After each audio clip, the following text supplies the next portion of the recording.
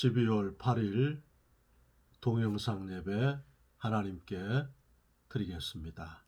오늘 하나님 말씀은 마가복음 2장 13절에서 17절 말씀입니다. 말씀을 봉독해 드립니다.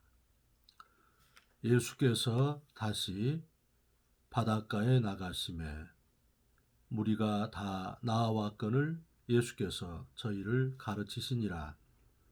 또 지나가시다가 알페오의 아들 레이가 세간에 앉아 있는 것을 보시고 저에게 이르시되 나를 쫓으라 하시니 일어나 쫓으니라. 그의 집에 앉아 잡수실 때에 많은 세리와 죄인들이 예수와 그 제자들과 함께 앉았으니 이는 저희가 많이 있어서 예수를 쫓음이로라. 바리새인의 서기관들이 예수께서 죄인과 세리들과 함께 잡수시는 것을 보고 그 제자들에게 이르되 어찌하여 세리와 죄인들과 함께 먹는가? 예수께서 들으시고 저희에게 이르시되 건강한 자에게는 의원이 쓸데없고 병든 자에게라야 쓸데있느니라. 내가 의인을 부르러 온 것이 아니요 죄인을 부르러 왔노라 하시니라. 아멘. 우리 기도합시다. 좋으신 하나님, 오늘도 우리 생애에 가장 좋은 날을 주셔서 감사합니다. 건강과 믿음 주셔서 예수님 의지하게 하시니 감사합니다. 예배를 통해서 찬송, 감사, 영광, 존귀함을 받으시고 우리들에게는 하늘 문을 여셔서 성령의 충만함과 기도의 응답과 치료의 광선으로 역사해 주옵소서. 예수님 이름으로 기도하옵나이다. 아멘. 오늘 긍휼에 풍성하신 하나님의 은혜, 이런 제목으로 함께 주의 은혜를 받겠습니다. 오늘 본문은 예수님께서 세리, 레이, 마태를 부르시는 그 본문입니다. 나를 쫓아오너라.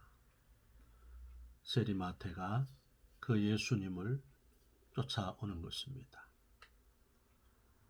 첫 번째 은혜는 이 부르심입니다. 이 부르심의 은혜, 콜링이라 그렇지요. 주님이 우리를 에베소서 1장 4절에 보니까 창세 전에 그리스도 예수 안에서 우리를 택하셨다 하셨습니다. 오묘한 주의 은혜입니다.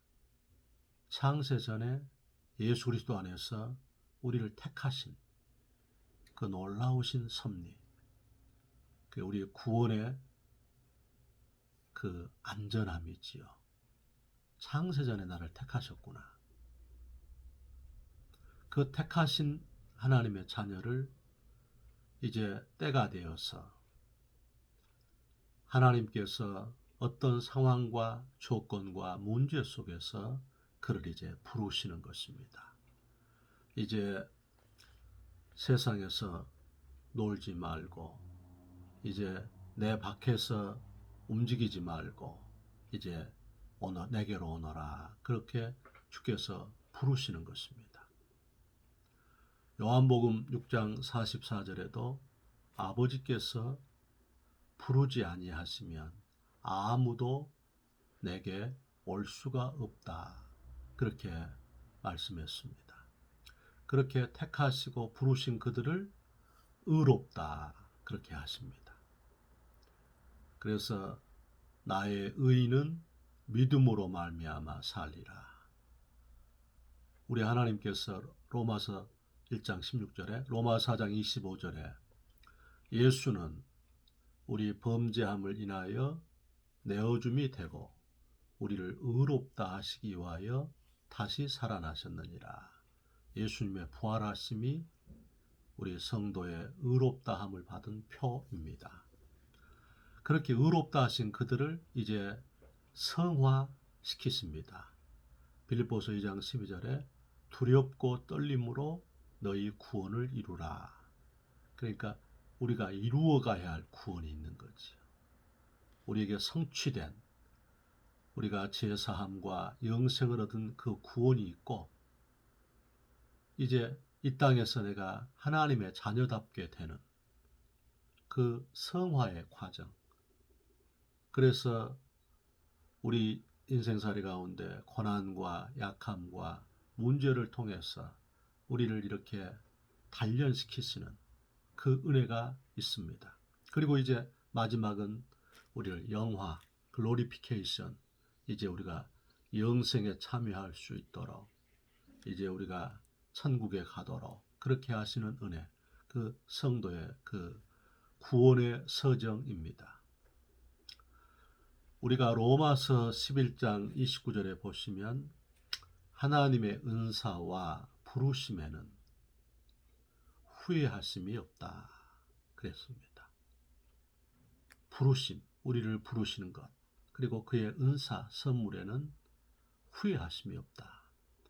우리가 누군가가 우리를 불러줄 때에 우리 존재가 확인이 됩니다. 누군가 내 이름을 불러줄 때 내가 그런 사람이구나, 그런 존재구나.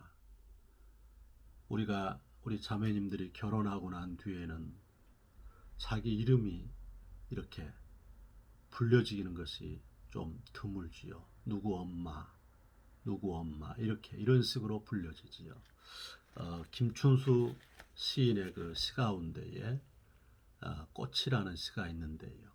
제가 한번 읽어드리겠습니다. 내가 그의 이름을 불러주기 전에는 그는 다만 하나의 몸짓에 지나지 않았다. 내가 그의 이름을 불러주었을 때 그는 나에게로 와서 꽃이 되었다. 우리 존재가 이렇게 확인되는 것. 주께서 나를 불러주신 것입니다.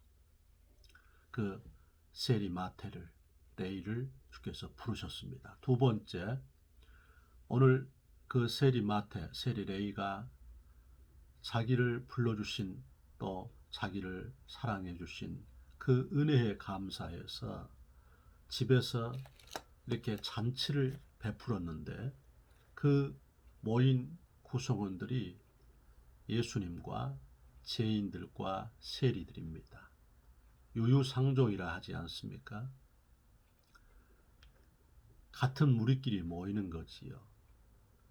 레이가 세리니까 또 비천한 자이니까 거기에 그 회중들이 전부 다 죄인들과 세리들입니다. 그런데 예수님께서 그 가운데 함께 어울리시면서 함께 잡수시고 계시는 것입니다. 두 번째는 우리 삶이 이렇게 되어지는 것이 왜 그러느냐? 주님이 우리와 동고동락하신다 하는 거지요. 이 세상 끝날까지 함께 해주신다는 것입니다. 우리 주님께서 우리 삶 가운데서 마태복음 1장 23절에도 처녀가 잉태하여 아들을 낳으리니 그 이름을 임마누엘이라 하리라. 주께서 우리와 함께 하신다는 것이지요. 우리가 영접하는 자, 곧 그 이름을 믿는 자들에게는 하나님의 자녀가 되는 권세를 주셨으니 그러셨지요. 영접한다는 것, 예수님을 믿는 자들에게는 하나님의 자녀가 되는 권세를 주셨는데 우리가 그 예수님을 영접할 때, 내 마음에 믿을 때 마음으로 믿어 의에 이르고 입으로 시인하여 구원에 이른다 그랬지요. 마음으로 믿어 의에 이르고 입으로 시인하여, 우리가 예수님을 입으로 시인할 때, 영접 기도할 때, 우리가 영접할 때, 예수님 영접할 때 그 예수님이 성령님으로 우리 안에 내주하시는 것입니다. 우리 안에 들어오시는 것입니다. 그래서 볼지어다 내가 세상 끝날까지 너희와 항상 함께 하리라. 얼마나 우리에게 큰 위로입니까? 이 세상의 흐름과 이 세상의 경향은 우리가 가난하고 우리가 약하고 우리가 비천하면 다 세상은 우리를 멀리합니다. 그러나 우리 주님께서는 우리가 가장 어려울 때에도 가장 가까이 계시는 우리 주님께서 내가 사망의 음침한 골짜기로 다닐지라도 해를 두려워하지 않을 것은 주께서 나와 함께 하심이라 그랬습니다. 가장 큰 질병은 인류에게 있어서 외로움이다 하는 그런 표현이 있습니다. 엊그제 우리 사촌 동생이 그 밴드에 글을 올렸어요. 그 단어를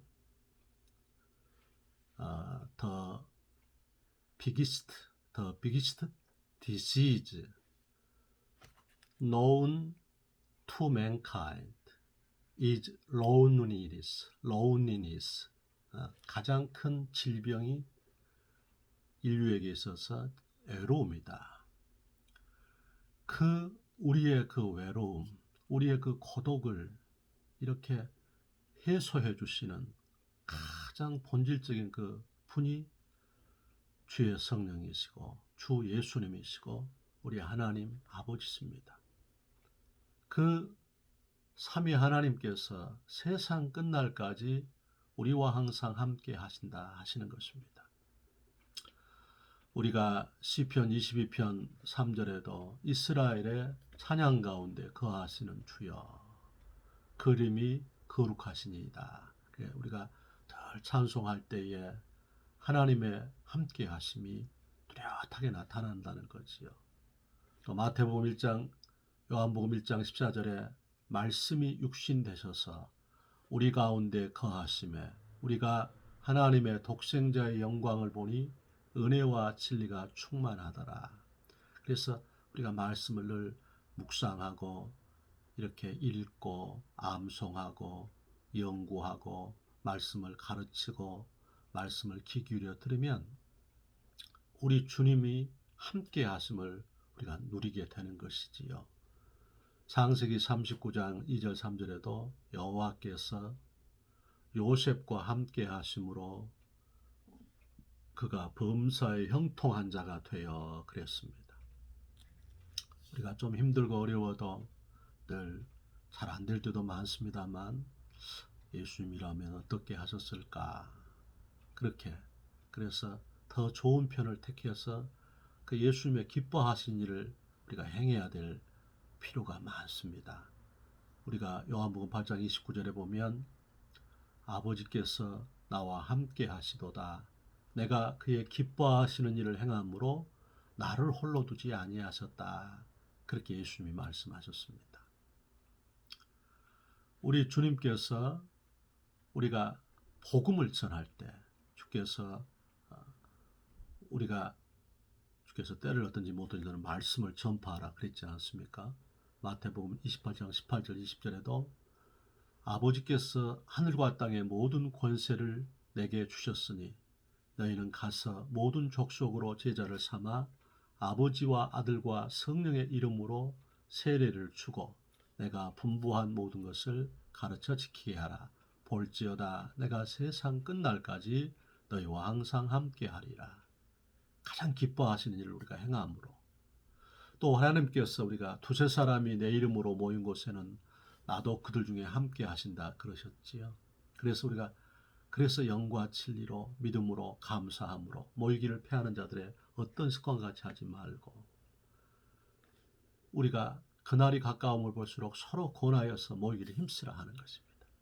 오늘 우리 예수님께서 좋으신 예수님께서 그 학대받고 이렇게 멸시받고 조롱받고 그 죄인 취급을 받은 세리 마태 집에 가셔서 그들과 함께 어울리시는 것입니다. 우리 주님께서 우리가 이 세상 끝날까지 보혜사 성령으로 우리와 함께 하시는 것입니다. 요한복음 14장 16절에 또 내가 아버지께 구하겠으니 그가 또 다른 보혜사를 너희에게 주사 영원토록 너희와 함께 있게 하시리라. 할렐루야. 영원토록 보혜사 성령님이 우리 안에서 함께 있게 하시겠다 하시는 것입니다. 그래서 우리가 범사의 그를 인정하라. 그리하면 내 길을 지도하시리라.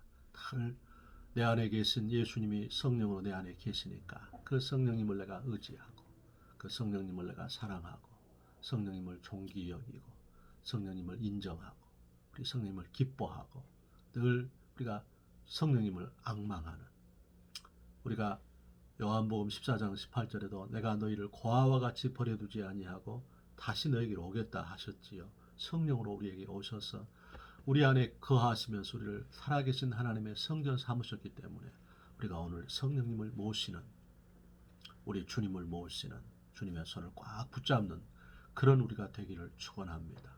세 번째는 예수님께서 그렇게 세리들과 죄인들과 함께 잡수시니까 거기 서기관들이 비난했습니다. 너희 선생은 어찌하여서 죄인들과 세리들과 먹고 마시느냐 이렇게 멸시하며 조롱했습니다.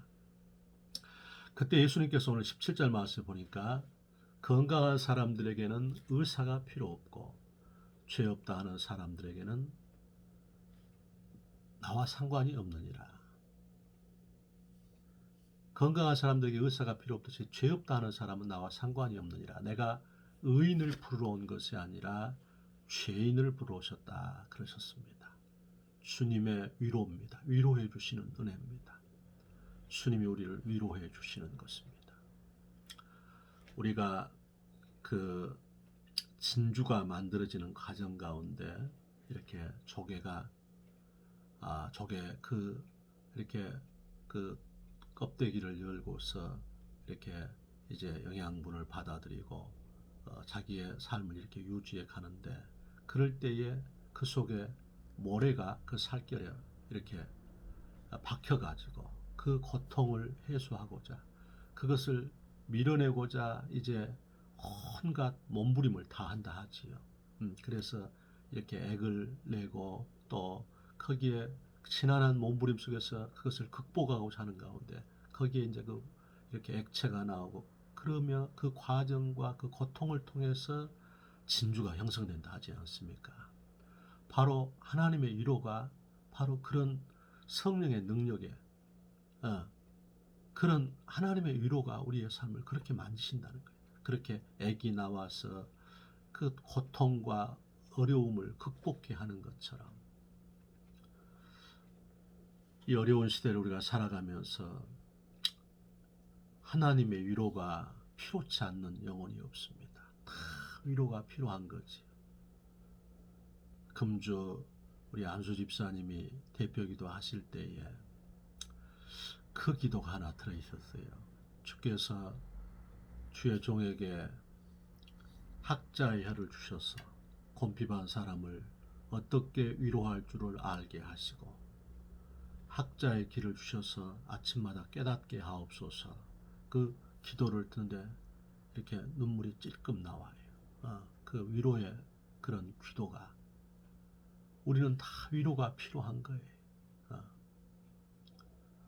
우리 주님께서 그 고네스를 불렀을 때요. 부르심을 입은 자들에게 주신 은총인데요. 이사야 45장 2절 3절에 내가 내 앞서 가서 험한 곳을 평탄케 하고 논문을 깨뜨리고 세빗장을 열고 흑암 중에 보화와 감추인 재물을 내게 주어 너를 지명하여 부른 자가 나 여호와인 줄 알게 하리라. 지명하여 불렀다는 것. 우리가 지명하여 불렀다는 그 주님의 내가 부르심을 받았다는 것은 무엇이냐? 주님이 앞서 가신다. 험한 곳을 평탄케 하신다. 논문을 깨뜨리시고 세빗장을 열어주신다. 흑암 중에 보화와 감추인 재물을 주셔서 너를 지명하여 부른 자가 나 여호와인 줄 알게 하겠다. 할렐루야. 부르심이 그렇게 위대하고 그 위로가 그 언약의 약속이 우리에게 적용되기 때문에 우리가 위로를 받는 것입니다. 주님이 우리 삶 가운데 고린도후서 1장 3절 4절에 보면 하나님 우리 아버지에 대해서 예수 그리스도 찬송하리로다. 그는 우리 주 예수 그리스도의 아버지이시고 또 하나님이시고 모든 자비의 하나님이시고 모든 위로의 하나님이라 그랬습니다. 할렐루야. 4절 말씀에 환난 중에 우리가 받는 그 고난을 통해서 우리를 위로하시고 우리가 그 받은 위로로서 고난당하는 사람을 위로하게 하신다 그랬다. 우리가 이 세상에서 고난을 당할 때 주님의 위로가 우리를 살아나게 하시는 것입니다.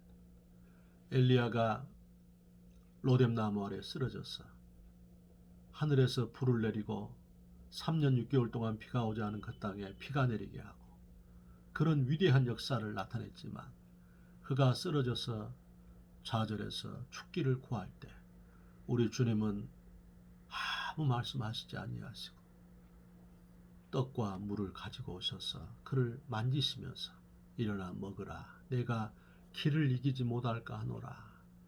그를 그렇게 위로하고 세우셔서 다시 사명을 주셔서 호렙산에 가서 하나님께서 말씀을 받게 하시는 그런 위로의 하나님이셨습니다. 고린도후서 7장 6절에 우리에게 한량없는 이렇게 격려가 되는 말씀이 있습니다. 비천한 자들을 위로하시는 하나님이 디도의 오므로 우리를 위로하셨으니 비천한 자들, 우리같이 이 땅에서 약한 자들, 가난한 자들, 비천한 자들, 이 땅에서 천덕꾸리가 취급받는 우리에게 주님이 위로해 주신다는 것입니다. 마태복음 12장 20절에도 상한 갈대를 꺾지 아니하시고 꺼져가는 심지를 끄지 아니하시기를 심판하여 이길 때까지 하겠다 했습니다. 오늘 마가복음 2장 17절은 복음입니다. 건강한 사람들에게 의사가 필요 없듯이 죄 없다 하는 사람은 나와 상관이 없느니라. 내가 의인을 불러온 것이 아니라 죄인을 불러왔다. 우리 같은 죄인들에게는 굿뉴스입니다. 복음입니다. 오늘 우리가 예수님을 마음의 문을 활짝 열고 주님 내가 죄인입니다. 그 예수님을 우리가 모셔드리기를 축원합니다. 마지막 하나의 은혜는 무엇이냐면 오늘 이 세리 레이 마태입니다. 마태. 이 세리 레이가 바로 마태복음을 쓴 12사도 가운데 한 분이십니다. 주께서 그를 12사도의 반열 가운데 세워주신 것입니다. 더불어서 그는 영광스럽게 하나님의 성령의 감동을 받아 마태복음을 기록했습니다. 그는 복음과 주를 위해서 순교를 했습니다. 이와 같이 하나님 우리 아버지께서는 우리를 부르시고 주께서 우리 삶 가운데에 더불어서 부끄럽고 연약한데 세상 사람들은 다 우리를 멸시해도 세상 끝날까지 우리와 함께 하시고 또한 주께서 사람들에게 비난받고 요구하는 우리를 위로하셔서 반드시 되게 하시고 세워주신다 하는 것입니다. 그래서 히브리서 6장 14절 말씀에는 내가 너를 반드시 복주고 복주며 번성케 하고 번성케 하리라 약조하시고 주께서 욥기서 8장 7절 말씀에 내 시작은 미약하였으나 내 나중은 심히 창대하리라 말씀하셨습니다. 그리고 주님은 우리에게 결정적으로 우리 인생에 예수님을 따라가는 우리에게 이 좁은 길, 진리의 길, 생명의 길 하나님께서 이 빛의 길을 가는 성도들에게 인생의 결론을 주셨습니다. 우리가 알거니와 하나님을 사랑하는 자들에게는 곧 그 뜻대로 부르심을 입은 자들에게는 모든 것이 합력하여 선을 이루느니라. 승리하시기를 축복합니다.